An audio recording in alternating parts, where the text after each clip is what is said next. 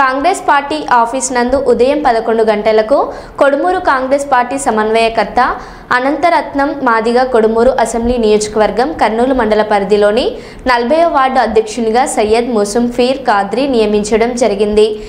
ఈ సందర్భంగా అతనికి నియమ మాత్రం అందించారు.